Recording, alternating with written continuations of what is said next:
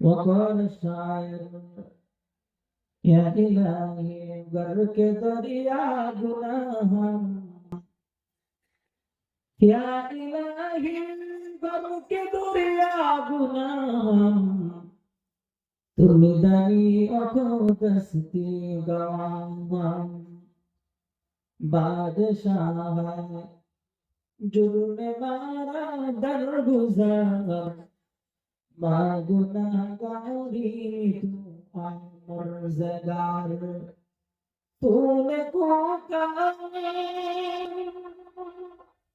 रियो मद कर दे जुर्म बे अंदाज बे हद कर दे।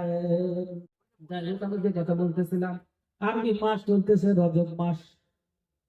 রজব মাস আসলে পারে নবীজির একটা আমল শুরু হয়ে যেতে। আল্লাহ নবী সাল্লাল্লাহু আলাইহি ওয়াসাল্লাম একটা আমল করতেন, আমাদের জানা দরকার। আল্লাহ পাক নবী সাল্লাল্লাহু আলাইহি ওয়াসাল্লাম ইদা দাখালা রজব, যখন রজব মাস প্রবেশ করত, আল্লাহ নবী সাল্লাল্লাহু আলাইহি ওয়াসাল্লাম তখন আল্লাহুম্মা বারিক লানা ফি রজব ওয়া শাবান ওয়া বাল্লিগনা রমাদান। আল্লাহ পাক নবী সাল্লাল্লাহু আলাইহি ওয়াসাল্লাম তখন বলতেন আল্লাহুম্মা, হে আল্লাহ, বারিক লানা, আপনি আমাদেরকে বরকত দেন, ফি রজব, রজব মাসের মধ্যে, ওয়া শাবান, এবং শাবান মাসের মধ্যে, ওয়া বাল্লিগনা, হে আল্লাহ, আপনি আমাদেরকে হায়াতকে লম্বা করে দেন এবং আমাদেরকে বাল্লিগনা পৌঁছে দেন রমজান পর্যন্ত। সুবহানাল্লাহ। আমি একটা বিষয় আপনাদেরকে আজকে একটু মেসেজ দিতে চাই। আল্লাহ নবী সাল্লাল্লাহু আলাইহি ওয়াসাল্লাম কেন 2 মাস আগে থেকে এই দোয়াটা করতেন, কি জন্য, কেন, এটা আমাদের জানা দরকার এবং সে অনুযায়ী কিছু আমল আমাদের তৈরি করা দরকার। আল্লাহু আকবার। আমরা দুনিয়ার যে কোনো কাজ যদি গুরুত্বের সাথে করতে চাই, কোন একটা গুরুত্বপূর্ণ কাজ যদি আমরা হাতে নিতে চাই, তাহলে এবারে তাৎক্ষণিক সিদ্ধান্ত নেই নাকি আগের থেকে প্রস্তুতি নেই? কোনটা কোনটা? আগের থেকে প্রস্তুতি নেই। যে কাজটা যত বেশি গুরুত্বপূর্ণ আমরা সেই কাজটা তত বেশি আগের থেকে শুরু করি, ঠিক কি ঠিক না? আল্লাহর নবী মুহাম্মদ রাসূলুল্লাহ সাল্লাল্লাহু আলাইহি ওয়াসাল্লাম দুনিয়ার সবচেয়ে বড় আলেম ছিলেন, নবীজি জানেন, বুঝছিলেন। আর এই 12 মাসের মধ্যে আল্লাহ পাক রব্বুল ইজ্জত একটা মাস রাখছেন, রমজান মাস। যেই মাসটা আল্লাহ পাকের কাছে বড় দামি, যেই মাসটা হলো কোরআনের মাস। শাহরু রমাদান আল্লাযী উনজিলা ফীহিল কুরআন, যেই মাসে আল্লাহ পাক রব্বুল ইজ্জত কোরআন নাযিল করছেন, এই মাসটা বড় দামি। সব দিক দিয়ে বড় দামি। কেন দামি রে ভাই? রমজানুল মুবারক এমন একটা মাস, যেই মাস আল্লাহ পাকের কাছে বড় প্রিয়, বড় প্রিয়। এই মাসটা মানে কেমন না মুসলমানের জন্য মৌসুম, বা আমাদের দেশীয় ভাষায় বলা হয় বছর, সিজন। এখান থেকে যে যত বেশি অর্জন করতে পারবে, এটা তার পরকালের জন্য বড় পাথেয় হয়ে যাবে। রমজান মাস কেন এত দামি? আর রাসূল কেন বা 2 মাস আগে থেকে প্রস্তুতি নিতে? রমজান মাস দামি হওয়ার অনেকগুলো কারণ আছে, কম বেশি আমরা জানি। তার মধ্যে কয়েকটা হলো, রমজান মাসের মধ্যে রহমত আছে, রমজান মাসের মধ্যে মাগফিরাত আছে, রমজান মাসের মধ্যে নাজাত আছে, রমজান মাসের মধ্যে আল্লাহ পাক এমন কিছু ব্যাপার রাখছে, রমজান মাসটা আল্লাহ পাকের কাছে বড় দামি। রমজান রোজা আল্লাহ পাকের কাছে কেমন দামি? রাসূল আকরাম সাল্লাল্লাহু আলাইহি ওয়াসাল্লাম বলেন, আস-সাওমুলি, রোজা হলো আমার জন্য। রাসূল সাল্লাল্লাহু আলাইহি ওয়াসাল্লাম বলেন, সাওমুল্লাহ, রোজা হলো ঢালের মতো। অর্থাৎ একজন মানুষের দিকে যদি কোনো প্রকারের কোনো অস্ত্র শস্ত্র দিয়ে আঘাত করা হয়, আর ওই লোকটার কাছে যদি ঢাল থাকে, সেইটাকে দিয়ে যদি প্রতিহত করে, তাহলে নিজেকে আত্মরক্ষা করা যায়। আল্লাহর নবী বলেন, সাওমুল্লাহ, রোজা হলো ঢালের মতো। মানুষ যখন রোজাদার হওয়ার পর দুনিয়া থেকে বিদায় নিবে, অন্য কোনো গুনাহের কারণে তার যদি আযাব আসতেও থাকে, এই রমজান রোজা তার জন্য আযাবকে প্রতিবন্ধক হিসেবে কাজ করবে। সুবহানাল্লাহ। রমজান মাস আল্লাহর কাছে কেন দামি? কেন দামি? রমজান মুবারক আল্লাহ পাকের কাছে দামি হওয়ার আরো একটা কারণ হলো, আল্লাহ পাক হাদিসে কুদসির মধ্যে নিজেই বলেছেন, আস-সাওমুলি ওয়া আনা আজজি বিহি, রোজা আমার জন্য মানুষ রাখে, আর এই রোজার ফজিলত বা মর্যাদা বা এই রোজার প্রতিদান আমি আল্লাহ নিজের হাতে দেব। সুবহানাল্লাহ। হাসরের মাঠ যখন কায়েম হয়ে যাবে, দুনিয়ার সব মানুষ এনএফসি বলে তখন হাসরের বিচার কেন শুরু হচ্ছে না, এই ব্যাপারে সবাই চিল্লা পাল্লা করবে। ওই সময় আল্লাহ পাক এক শ্রেণীর মানুষদেরকে তার আরশের নিচে নিয়ে এরকম পর্দা ঘেরা জায়গার মধ্যে আল্লাহ পাক নিজের হাতে হাউজে কাউসারের পানি পান করাবে। সুবহানাল্লাহ। অন্যান্য লোকরা জিজ্ঞাসা করবে এরা আবার কেন, এদের বিশেষ মর্যাদা হওয়ার কারণ কি? আল্লাহ পাকের পক্ষ থেকে যখন জানানো হবে এরা কোন মুহাম্মদুর রাসূলুল্লাহর উম্মত, যারা আল্লাহ পাকের বিধান কুতিবা আলাইকুমুস সিয়ামু কামা কুতিবা আলাল নাবিয়িনা মিন ক্বাবলিকুম লাআল্লাকুম তাত্তাকুন।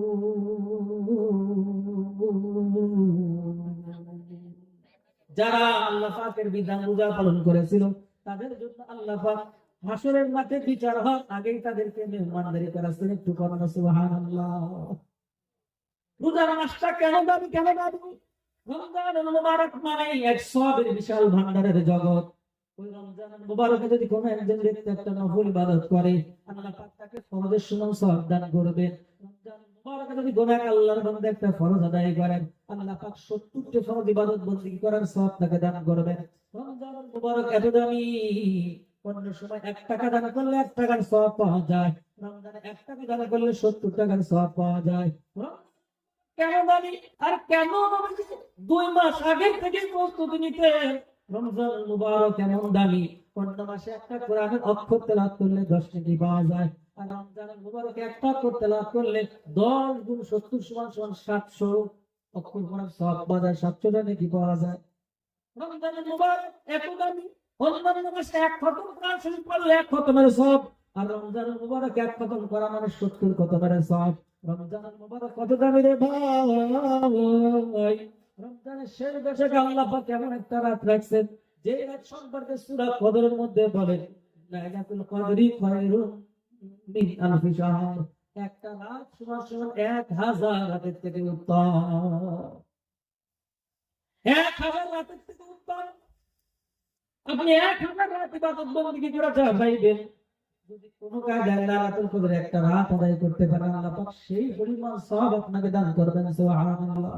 আমার বলার উদ্দেশ্য হলো এই কারণে আল্লাহ নবী মুহাম্মদ রাসূলুল্লাহ সাল্লাল্লাহু আলাইহি ওয়াসাল্লাম রমজান মাস আসার 2 মাস আগে অর্থাৎ রজব মাস থেকে এই দোয়াটা করতেন আর রমজানের মুবারকের প্রস্তুতি নিতেন। আমি আজকে আপনাদের যে কথাটা বলতে চাই, আমরা আজকের এই কথাগুলো শুনবার পর একটু যদি মাইন্ডটাকে একটু চেঞ্জ করি, মনটাকে একটু যদি পরিবর্তন করি, আর যদি রমজান আমার সামনে আছে সেইটাকে মাথায় নিয়ে যদি আমরা একটু আমল করার চেষ্টা করি আল্লাহ পাক আমাদেরকে 2 ধরনের সওয়াব দিবেন। সুবহানাল্লাহ। 2 ধরনের সওয়াব। এক হলো আমরা যে নবীর সুন্নাত আদায় করলাম, এই সুন্নাত আদায় করার কারণে আল্লাহ পাক নেকি দান করবেন।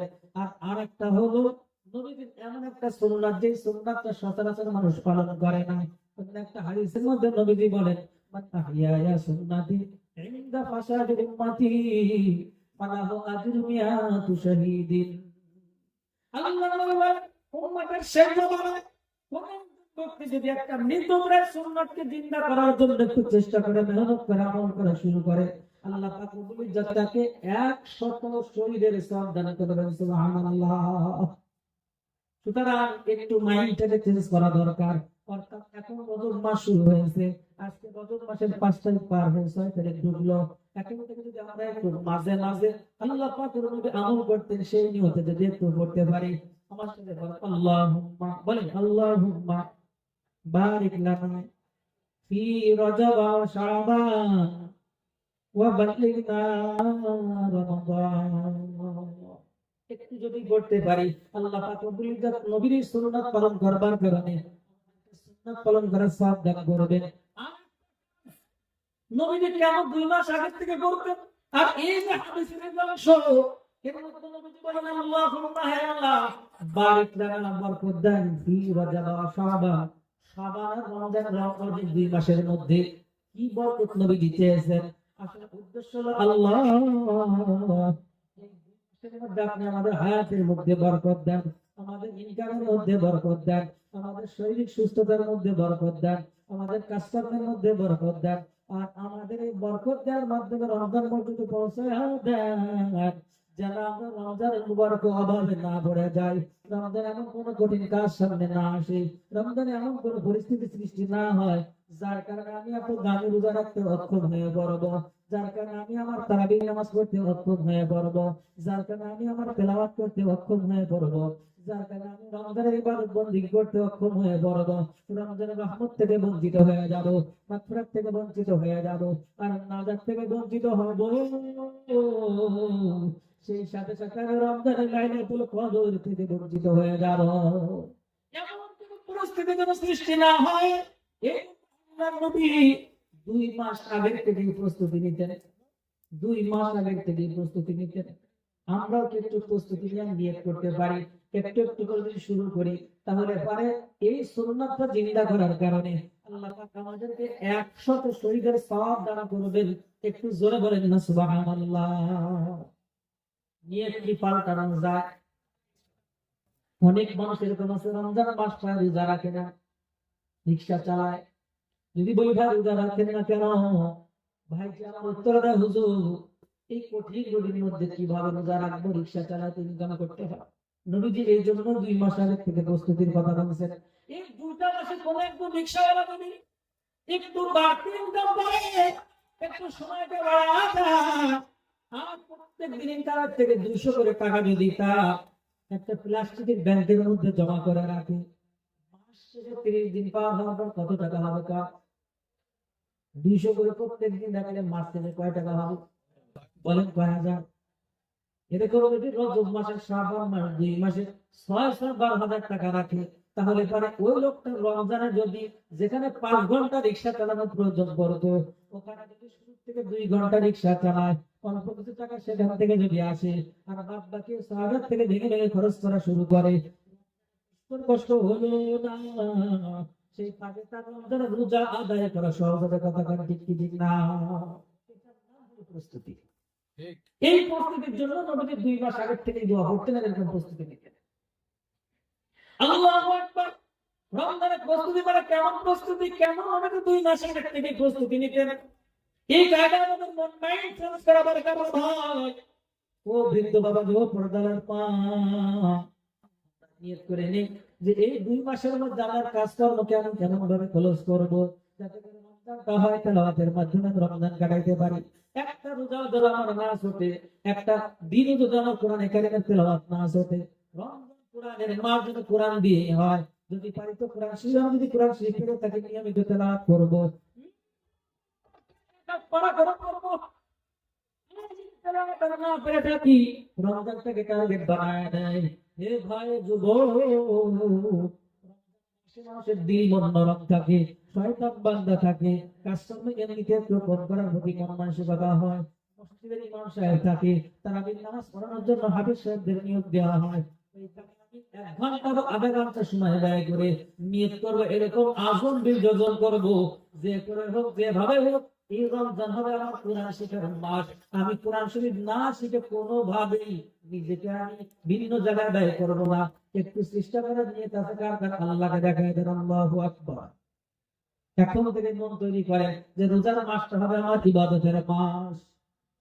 অনেক মন জানে দিন রমজান মাসটা তো এমন ভাবে কাটাইতে, পুরো দিন তো রোজা রাখতে, তেলাওয়াতের উপরে তেলাওয়াত, তেলাওয়াতের উপরে তেলাওয়াত, এরপরে মাগরিবের নামাজটা পড়ে 6 রাকাত আযমের নামাজ পড়তে যে এক খতম কোরআন শরীফ পুরো মাসের মধ্যে হয়ে যেত। কোন দিন আর রাত মিলে খতম করতেন, কোন বুজুর্গ দিন 3 দিনে মিলে খতম করতেন। আল্লাহু আকবার। বেশি দূরের কথা না, আমাদের আশরাফুল মাদারিস সতিঘাটের মাদ্রাসার যিনি শিক্ষা সচিব, আল্লাহু আকবার, অনেকেই হয়তো চিনতে পারেন, হযরত আল্লাহ হাফেজ মাওলানা শাব্বির আহমদ সাহেব দামাত বারাকাতুল আলিয়া। একবার না, দুইবার না, একাধিকবার এমন হয়েছে রমজানের প্রথম 3 দিনের মধ্যে তারাবির মাধ্যমে পুরো কোরআন শরীফ খতম করেছে। সুবহানাল্লাহ। এরকম একাধিকবার হয়েছে রমজানের মধ্যে একাধিক খতম হয়। অনেক মামলা আছে পুরো রমজানটা সকাল থেকে শুরু করে কমপক্ষে 1 ঘন্টা তেলাওয়াত করে, মাগরিবের পরে 1 ঘন্টা তেলাওয়াত করে, দুপুর বেলা 1 ঘন্টা তেলাওয়াত করে।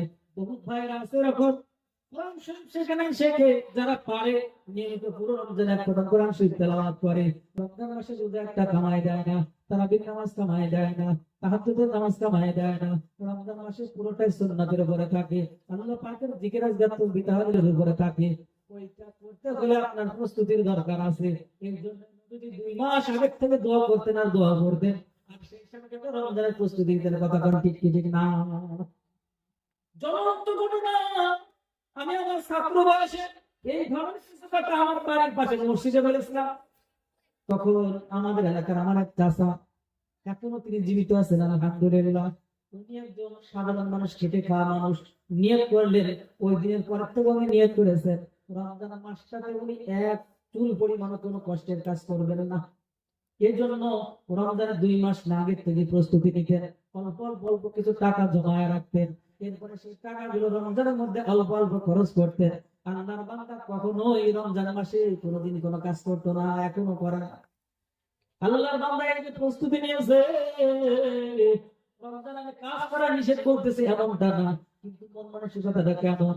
রমজান মাসে জোগাড় করে আমি কোন কোন করে খরচ করবো, কিছুটা জমায় রাখবো, যেন আমার রমজান মাসে রোজা রাখতে কোনো কষ্ট না হয়, তারাবি পড়তে কষ্ট না হয়, তাহাজ্জুদ পড়তে কষ্ট না হয়, রমজান মাসটা আল্লাহর জন্য কাটাইতে কষ্ট না হয়। এগারোটা মাস কাটাবো ইনকামের জন্য, 11টা মাস কাটাবো পরিবারের জন্য, আর একটা মাস হবে আমার আল্লাহর জন্য। রাজি আছি কে কে? আল্লাহকে দেখে দেয়, আল্লাহু আকবার। 1 মাস হবে কার জন্য? বলেন কার জন্য?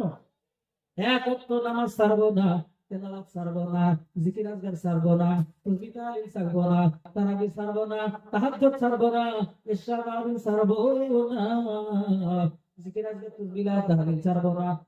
রমজানটা যেন হয় আমার আল্লাহর জন্য, ইবাদতের বন্দেগী দিয়ে যেন কাটি। আর সর্বশেষ রমজানের শেষ দশক, আল্লাহ পাক মুমিনদের এখানে বড় হিকমত করেছেন। রমজান মুবারকের শেষ দশকে আল্লাহ পাক রব্বুল ইজ্জত লাইলাতুল কদরটাকে একটু গোপন রেখেছেন, যাতে করে উম্মত এটাকে খুঁজবার জন্য একটু চেষ্টা করে। শেষ দশকে কোনো না কোনো বেজরাতে লাইলাতুল কদর চলে যায়। কোন কোন মুহাদ্দিস আর মুহাদ্দিসরা বলছেন জোর রাতে হওয়ার সম্ভাবনা থাকে। সুতরাং লাইলাতুল কদর পাওয়ার সবচেয়ে সুযোগ হলো 10টা দিন যদি কেউ ইতিকাফ করে, আল্লাহ পাকে ইতিকাফের বদৌলতে ওই বান্দা মসজিদে ঘুমায় থাকলেও লাইলাতুল কদর পাওয়া যাবে। সুবহানাল্লাহ। ইতিকাফে থাকা, এটাতে আমার এত রমজান সংক্রান্ত আলোচনা। তারপরে একটু এসে বিলুতায় বলতেছি, ইতিকাফের আমল তো মানুষ মনে করে কি এগুলো বুড়োদের কাজ, সমাজের কাজ কর্ম নাই তার কাজ। আর মসজিদে একজন থাকা যেহেতু বাধ্যতামূলক, কিছু টাকা পয়সা একজন লোক ভাড়া করে বলে যে তুমি ইতিকাফে থাকবে, কোনো রকম টাইমের জন্য মসজিদে উঠে দিবেন হয় না, যে মরো মরো মসজিদে মরো, খাবার দাবার বাথরুম টাথরুম যা কোনো সব মসজিদে করে তোমার বেরোনোর দরকার নেই, এলাকায় বসে যেন আমার বেঁচে যায়, এই আমরা মনে করে থাকি।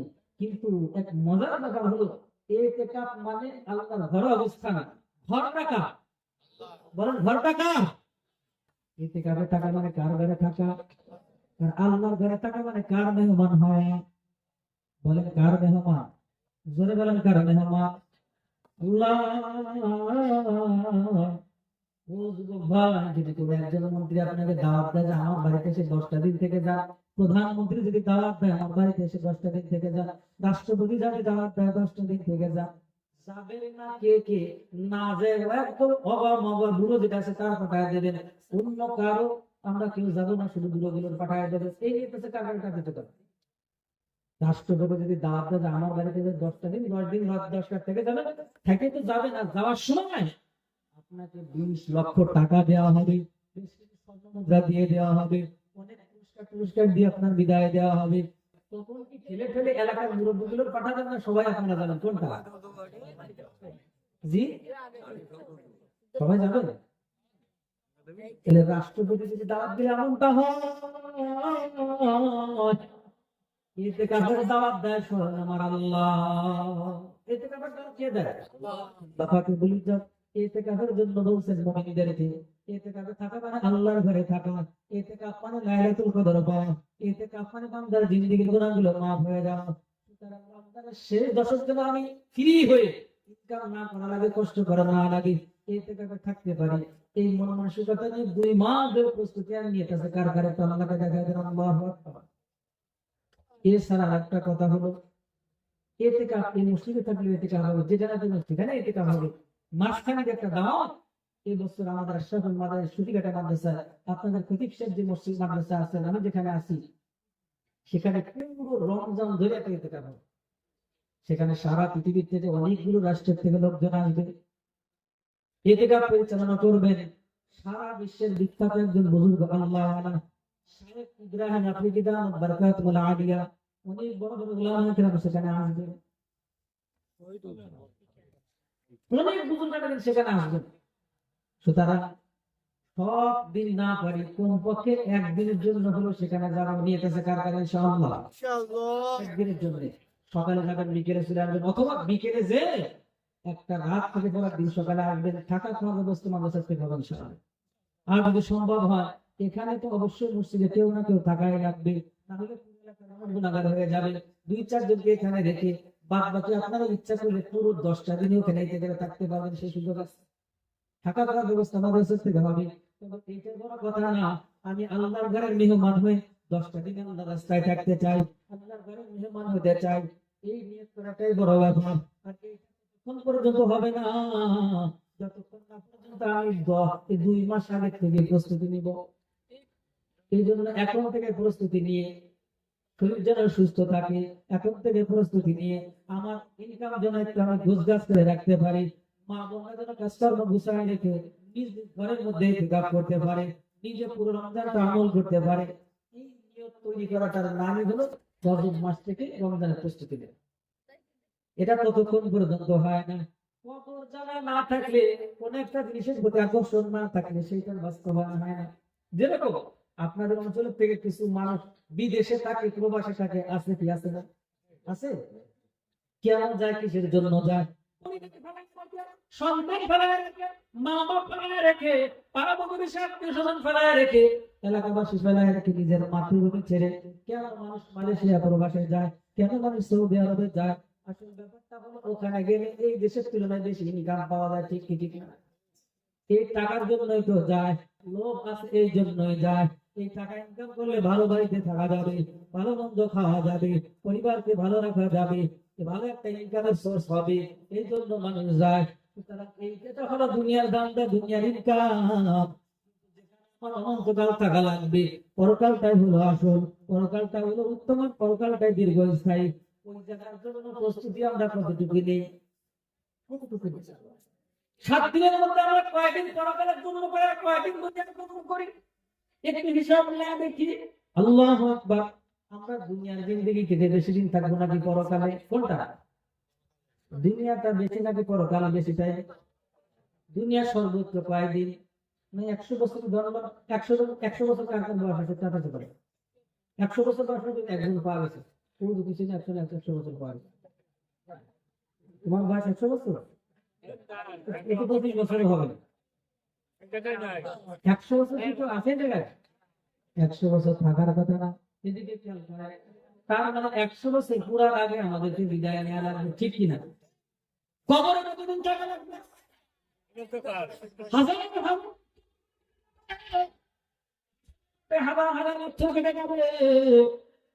জান্নাত যদি আল্লাহ পাক তৌফিক দ্বারা আমরা দিতে চাই, সেখানকার যদি দিন দিকে শুরু আছে, আর কোন দিন শেষ নাই। আর যদি কাল করোনা জাহান্নাম কো ভালো দিতে, ওই জাহান্নাম পাইলে পারে সেখানে অনন্তকাল থাকা লাগবে, সেই কারণ শেষ নাই। সুতরাং দুনিয়াটা কি লম্বা নাকি আখিরাতটা লম্বা? আখিরাত যদি লম্বা হয়, এইটা যদি বুঝে থাকি, ওইটা যদি ভালো হয়, জান্নাত যদি ভালো হয়, চিরস্থায়ী জায়গা হয়, ওর জন্য কি পরিমাণ মেহনত করা দরকার। বুঝি না বিদের কদরও নাই, এর জন্য প্রস্তুতিও নাই, ঠিক কি ঠিক না? আল্লাহু আকবার। কথায় কথা আসে। একজন ছাত্রকে মাদ্রাসায় ভর্তি করা হয়েছে, আল্লাহর বান্দা ছোট মানুষ, বাপ ভর্তি করে দিয়েছে মনে করো সুটিকাটা মাদ্রাসায়। ও খালি পালায়, খালি পালায়, খালি পালায়, শুধু পালায়। একদিনকে বাপ ধরে নিয়ে যাবে, ঝুঁড়ে একটু নসিহত করে বুঝে সুযোগ করানোর জন্য না পারে। খুব হুজুর বুঝেছে, বাবা তুমি যে মাদ্রাসায় আইছো, বিশাল ফজিলত, অনেক দাম, একটা করে মাসলা শিখবা, আল্লাহ পাকের বদৌলতে তোমাকে 60 বছর নফল ইবাদত করার সওয়াব দান করবে। দুইটা শিখবা তো 60 আর 120 বছর নফল ইবাদত করার সওয়াব দেবে। এই কাজের দাম মানাদাম মানার মান ছোট মানুষ বুঝেছে, বিশাল বড় ইনকামের একটা রাস্তা হলো মাদ্রাসায় পড়া। এই বুঝে সুঝে পড়ছে, 4-5 দিন পড়ে 5-7টা মশলা খুব আকারে মুখস্থ করছে। শুক্রবারের দিন সকালবেলা পাশের বাজারে গেছে জুতো কেনার জন্য।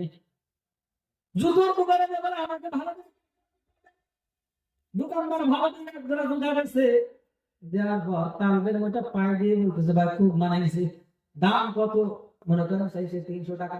বলে 300 টাকা দেওয়ার মতো তৌফিক আমি ছোট মানুষের নাই, তবে আমি আপনাকে এই এক জোড়া জুতার বদলতে এমন একটা মশলা শিখাই দিব যে মশলাটা আপনি 60 বছর নকল ইবাদত করলে যে পরিমাণ সওয়াব পাইতেন তার থেকে বেশি সওয়াব আল্লাহ পাক আপনাকে দান করবে। এবার জুতোওয়ালা সচরাচর আগে তো সব জুতো মতো বিক্রি করতে বসিরা ঘাড়ে ধাক্কা দিয়ে তোর করে তুই মুসির দোকানে এসে মশলা বেচতি। মশলা দিয়ে জুতো কেনা যাবে না, বাড়ি ভাবো। ও কান্তি কান্তি মাদ্রাসায় চলে আসে, বলা নাই করা নাই টলটুক নামার দিন এসব মাথা ভিতরে রওনা করছে মাদ্রাসায় পড়াবেলা চলে যাবে। হুজুর ঠেকাইছে বাপ চলে যাস কেন, কি হয়েছে? বলে আপনার মতো মিথ্যাবাদী হুজুরের কাছে নাই পড়তে চাই না। বলে কি হয়েছে, কি জন্য তুই এই কথা বলতেছিস? বলে হুজুর বললেন একটা মশলা 60 বছর বিবাহের মতো ফজিলত, এত দাম আমি মনে করেছিলাম, কিন্তু একটা মশলা দিয়ে তারা একটা জুতো কিনতে পারলাম না। তো তারা করার আমার নিয়ত নাই।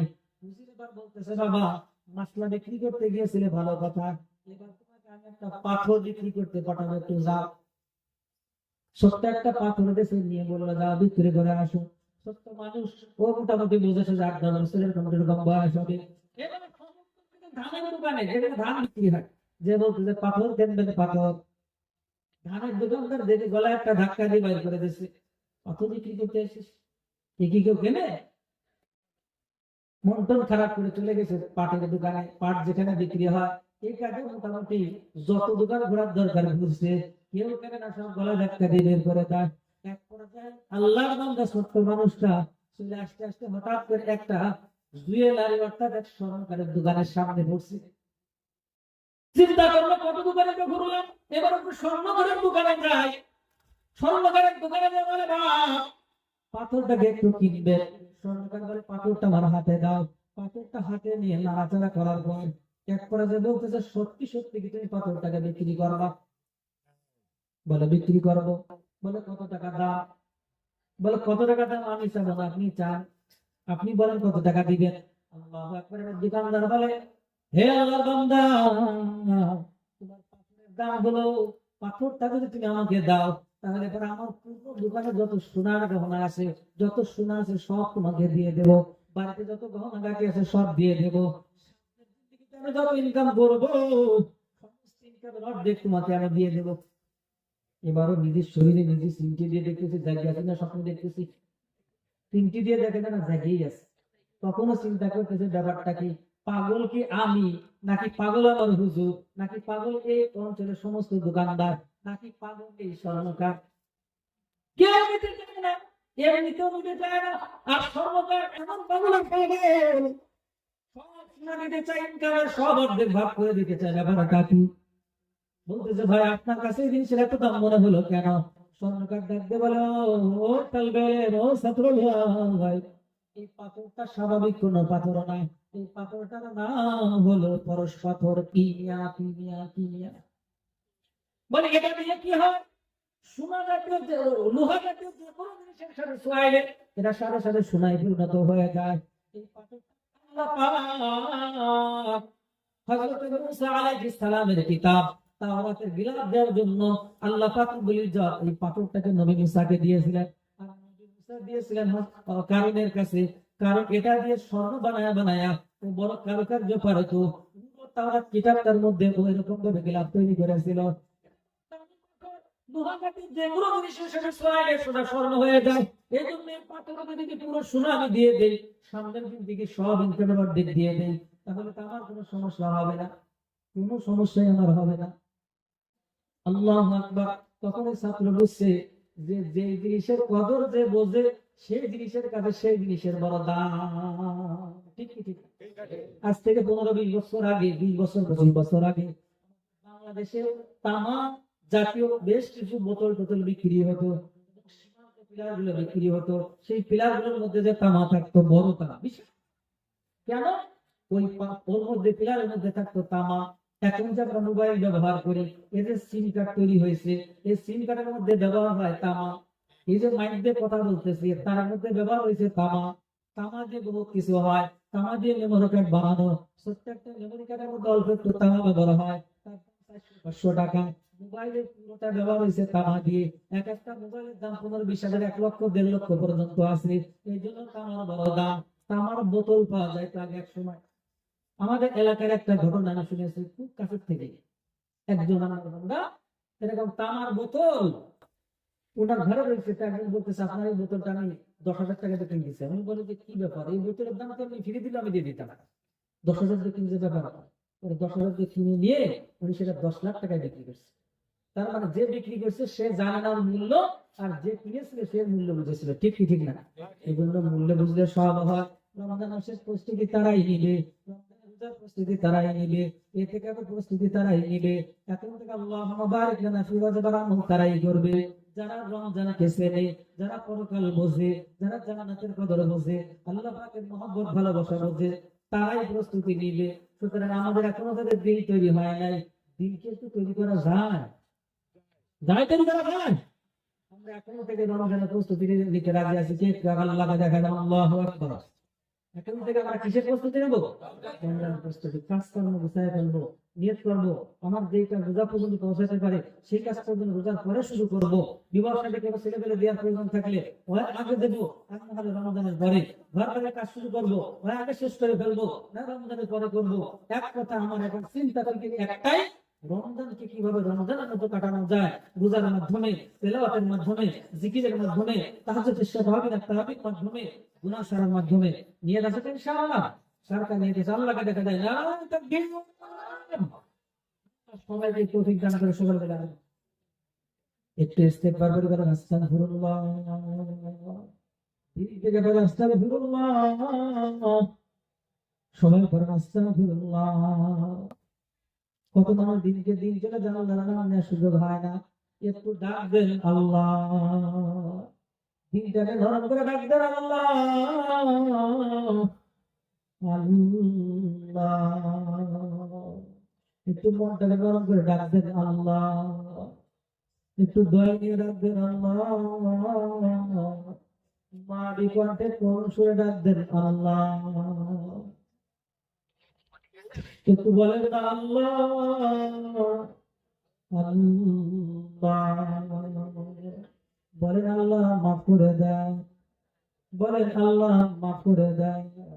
সবাই বলেন আল্লাহ মাফ করে দেন, আল্লাহ মাফ করে দেন।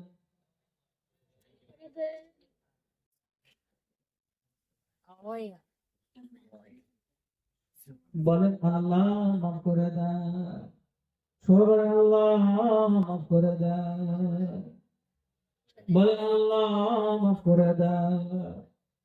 একটু আল্লাহকে ডাক দেন আল্লাহ। চোখ দুটা বানিয়েছে কে?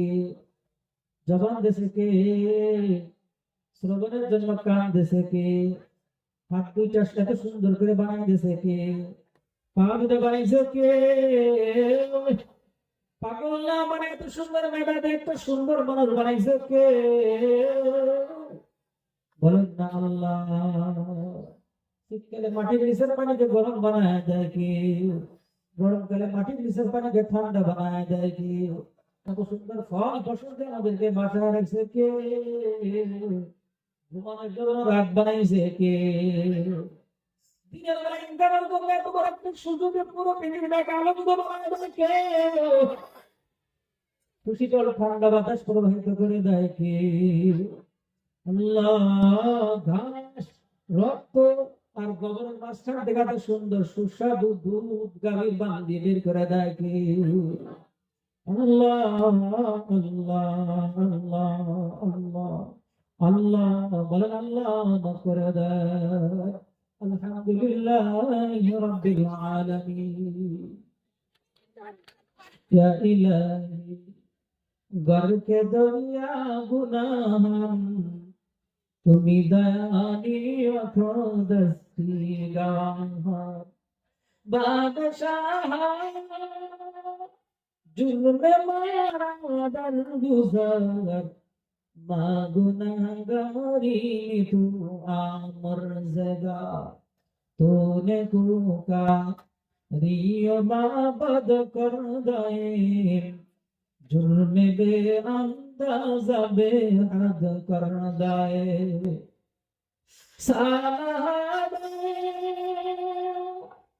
बंदे आसिया गश्ताए आखिर कर दा कशीमा गश्ताए bahare alta ke tu bi pawa na umida za rahmatat shaytabwa karima be bakshaye barhama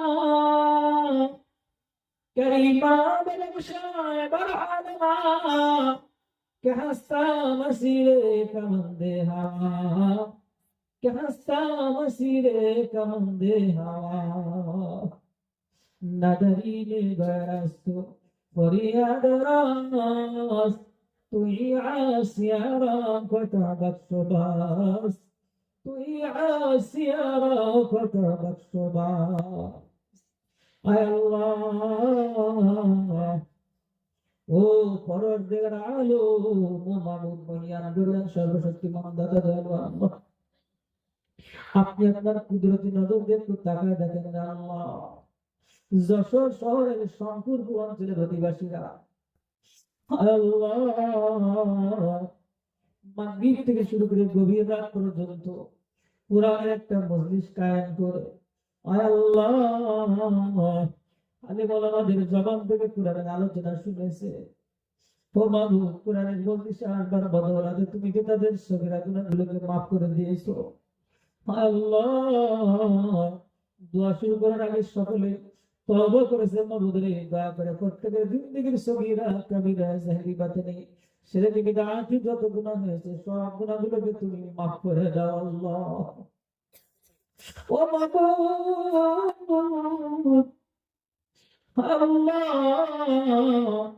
বড় দয়া করে মায়া করে তুমি আমাদেরকে বানাইছো সমস্ত অঙ্গ প্রত্যঙ্গ গুলো বানাইছো ফেরেশতা আর তুমি তো আমাদের চেহারাটাকে কুদরতি ভাবে বানাইছো আল্লাহ এই চেহারার নাকগুলো তুমি বড় বড় ডলে ডলে মায়া করে বানাইছো চোখটাকে তুমি বড় মায়া করে বানাইছো দয়া করে বানাইছো এত সুন্দর মাথা এত সুন্দর ব্রেনকে তুমি বানাইছো আল্লাহ ও মাবুদ জাহান্নামে দিয়ে যদি তুমি আমাদেরকে আগুনে জ্বালাও তোমার কি মায়া লাগবে না আল্লাহ আদর কো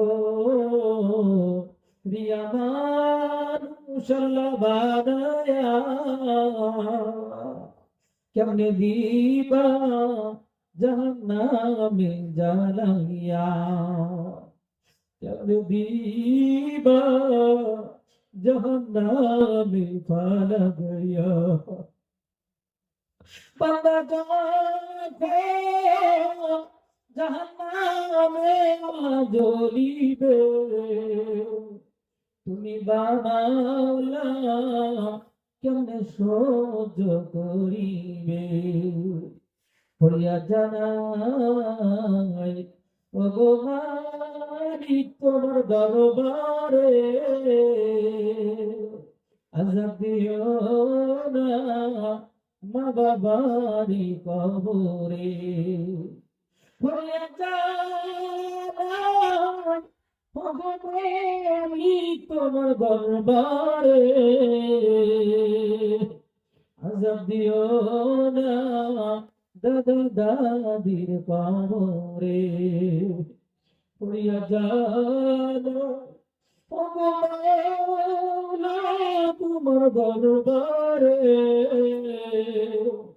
আযাব দিও না নানা নানির কবরে আল্লাহ পরওয়ারদিগার আলম আমাদেরকে মাফ করে দাও আমাদের বন্ধুদেরকে মাফ করে দাও বিশেষ করে আমরা যারা হাত তুলেছি আমাদের মা নাই বাবা কবরে কোন অবস্থা আছে জানা না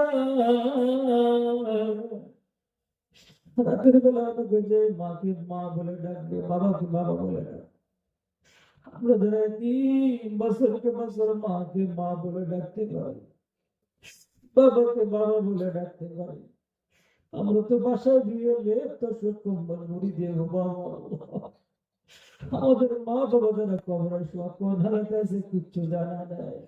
আজকে মাহফিল করছিলা করে, আজকে দিন দোয়া করছিলা করে, এক্ষুনি তুমি আমাদের মা বাবার কবরকে মাফ করে দাও, সংকীর্ণ কবরগুলোকে তুমি সুস্থ বানাও দাও, অন্ধকার কবরগুলোকে আলোকিত বানায় দাও, সব বিশ্ব কবরগুলোকে জান্নাতের বাগান বানায় দাও।